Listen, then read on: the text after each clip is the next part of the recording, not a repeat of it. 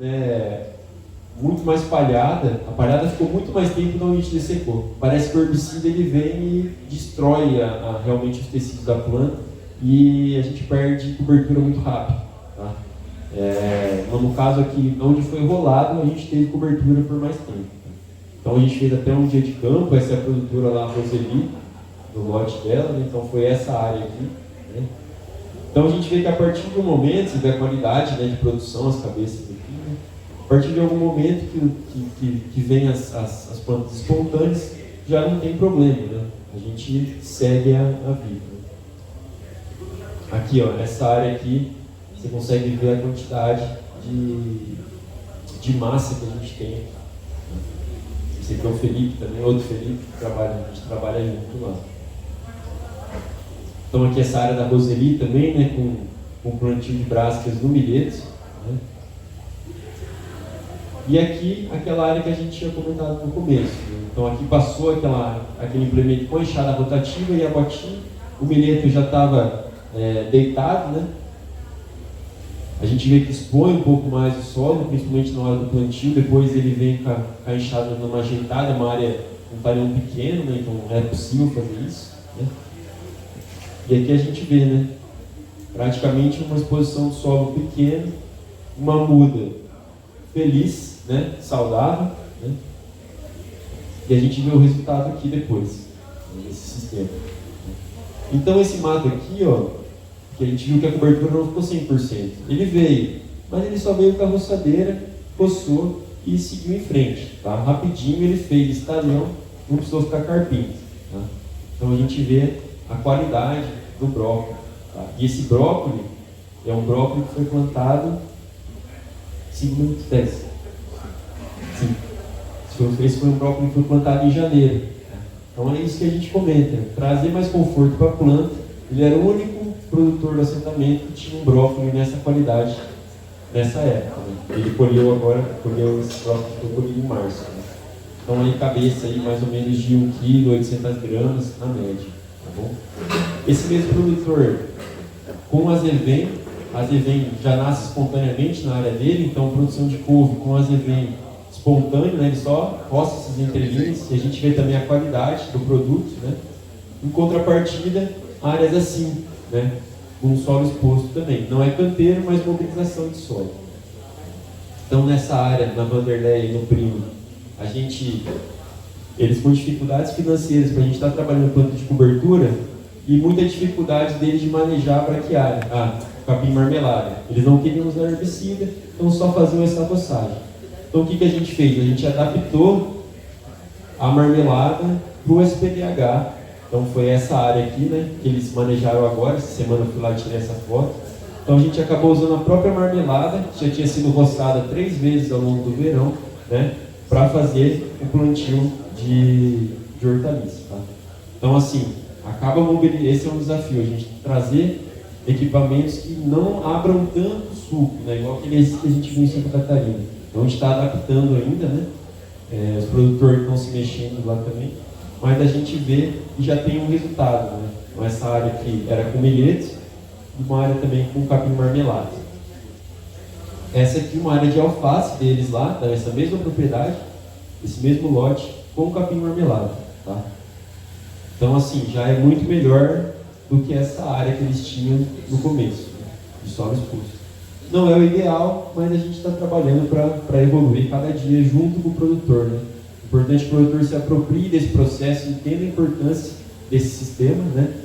A importância das plantas de cobertura e da cobertura de solo, para que a gente perpetue, né, um sistema ambientalmente mais adequado.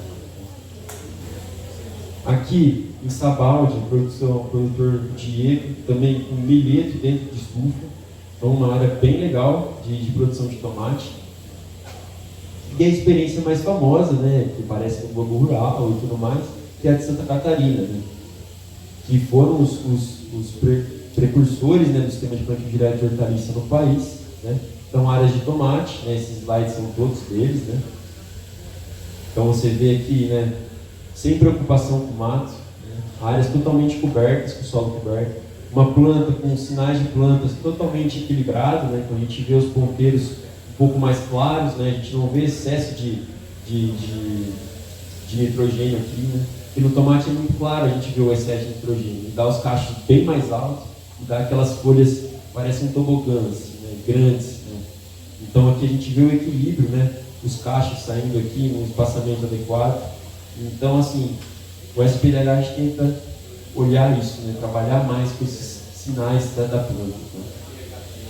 E aqui, né? O tomate a céu aberto, com essa qualidade, realmente a gente fica se perguntando, né? como é que eles conseguem, né? Totalmente saudável, né?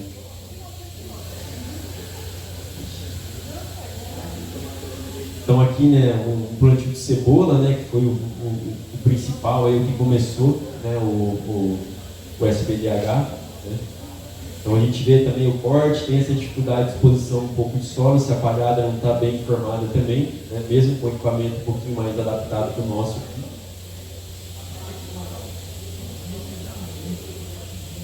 E a gente que conhece uma área de cebola aqui no Paraná, dificilmente a gente vê qualquer coisa desse tipo, né? São áreas extensas e canteiro e solo exposto, né? E aspersão. Então, assim, é um sistema traz muito mais conforto térmico para a planta, né? E muito menos problemas, né, de enxurrada e erosão.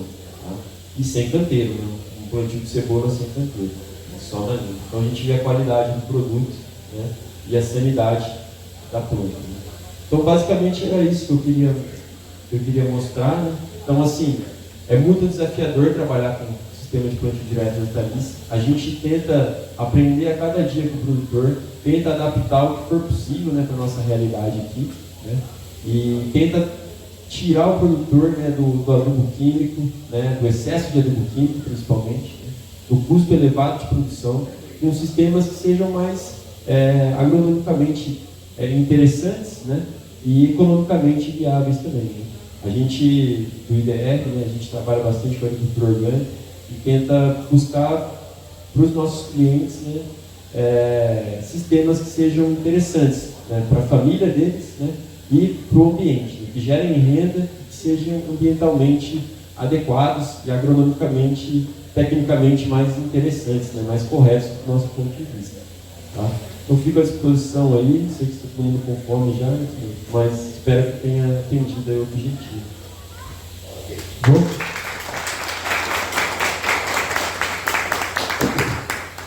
Muito interessante, né?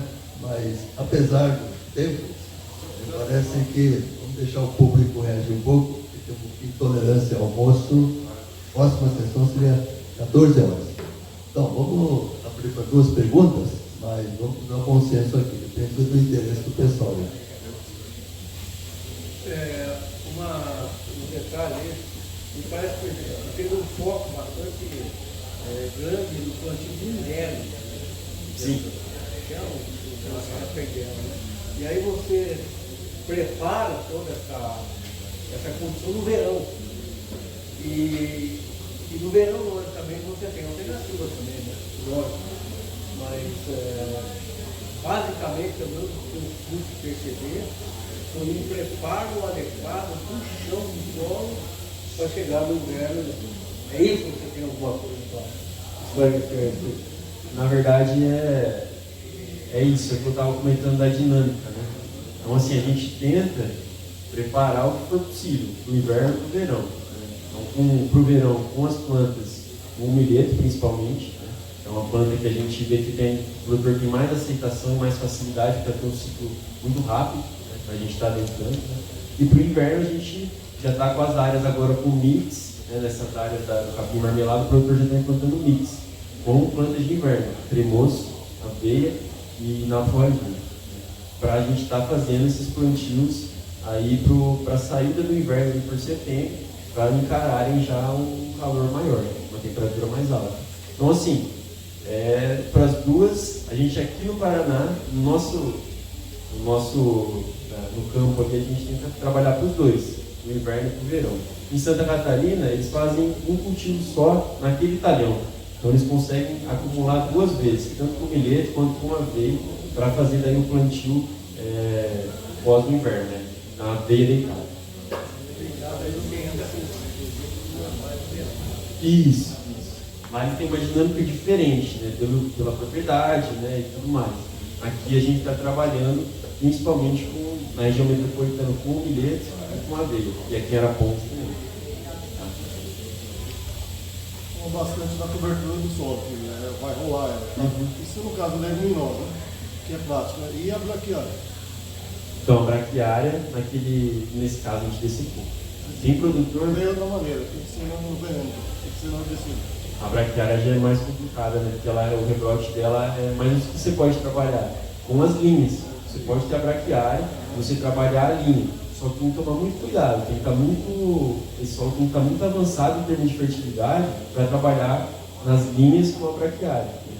Por quê? Tem uma área com maracujá que a gente trabalhou no alfate com a braquiária. Então, é um cultivo orgânico de maracujá. Ele falou, vamos fazer, a braquiária já era espontânea, a gente usou um pouco de capim mombaça também. Então a braquiária já era espontânea, vamos trabalhar com ela e com um pouco de mombaça. O que aconteceu? No começo, estava linda mesmo. A gente trabalhou bem na linha, vinha só roçando a braquiária no corredor e jogando a palhada para o maracujá. Só que, como não estava, esse solo estava muito tempo parado, o produtor não fez a adubação que a gente recomendou, a gente começou a sentir que a muda estava sentindo deficiência, tanto pela palhada que estava sendo colocada em cima dela, quanto pela... A gente fez uma trincheira e viu que a raiz da braquiária estava competindo muito com ela embaixo também. Então essa lavoura a gente viu que sentiu. Então acho que dá para trabalhar com a braquiária viva, desde que você tenha esse cuidado de estar reequilibrando a nutrição, né, e a relação carbono-nitrogênio que você vai fazer na roçagem. Se você for adicionar essa matéria seca em cima das linhas de plantio, dependendo do tipo de cultivo que você vai trabalhar. Pegando o gancho, na braquiária, qual dosagem, se foi o glifosato? Seria? Foi o glifosato comum, a dose, o produtor usou a dose, usou a dose padrão. Só que essa braquiária ela rebrotou depois e ele utilizou. Continuou utilizando a palhada dela. E a braquiária própria também é específica, né? Isso. Não, né, na verdade, essa braquiária foi espontânea. Mas pode trabalhar com o capim mombaça, por exemplo, que é um capim que não forma tanto toceira, na verdade ele forma toceira, né? Então a gente não tem esse problema igual da braquiária, porque ela está invadindo. Né? Então, a gente pode trabalhar com outros tipos de capim, se for trabalhar com os capins, que são os mais persistentes em termos de cobertura. Tem mais volume, né? Mais volume e são mais persistentes, tem mais lignina, né? Então eles acabam persistindo mais em termos de cobertura. Fecham mais. A leguminosa, igual a mucuna que a gente fez ali, né? O produtor não usou herbicida, só roçou a mucuna. Só que a mucuna, a gente fez o plantio direto com mucuna, só que a palhada ela fica deficiente. Porque a leguminosa rapidinho ela some e não cobre muito bem o solo. Ela tem uma vontade, ela não brota, ela tem o ciclo dela. Né? Isso. E por mais volume que a gente viu de massa verde ali, ela rapidinho desaparece. O lapofageiro assim também. Na lapofageiro também, Seria uma lapofageiro sempre interessante estar colocando aveia junto, né? Para ter essa graminha aí para estar cobrindo. Teria que ter 3, então. Isso, e sempre tentar adequar no volume de semente. Né? Estou aprendendo. Isso. O mix seria interessante, mas com os produtores a gente inicia com o cultivo solteiro, né? Que é mais fácil o manejo. Né? O mix, igual eu falei, o produtor entrou com o mix ali, aí o nabo passou e aí a gente teve dificuldade de estar fazendo a cobertura. No caso das ervas da linha, que nem picão, caruru, isso aí é do bem, né? O que é ruim é a capim, né? Foi o caso daquela foto dos citros, né? Ali praticamente foi planta espontânea, não teve cultivo de planta de cobertura. É uma opção também de se usar próprio, né? E plantas igual aquela área do azevém também com couve, né? O azevém ele já está brotando lá agora, quando eu fui lá o azevém já está brotando. Então a gente vai deixar o azevém e vai só roçar ele, vai fazer tipo um cultivo no verde, né? E para fazer o perfil do solo lá, como é que é lá no IBR, pessoal? Hoje tem que chamar o agrônomo. Vai te chamar um agrônomo. Pois é, mas você consegue fazer, né? Tem uma cartilha de você procura lá, análise de perfil de solos SPDH EPAGRE. Então tem a cartilha da EPAGRE que mostra exatamente o passo a passo para a gente montar esse perfil e como fazer a análise e o diagrama. Tá? Então ali vai estar gratuito para baixar em PDF na internet E você consegue fazer tranquilamente. Até é bom que o produtor faça. Tem essa autonomia Vai aprendendo. de ir aprendendo e ter esse costume de analisar a sua área. Né? Vou anotar que senão eu esqueço. Ok, o tempo já está avançado, vamos dar por aqui. De qualquer forma, ele vai estar à disposição para continuar a conversa em particular. Muito obrigado.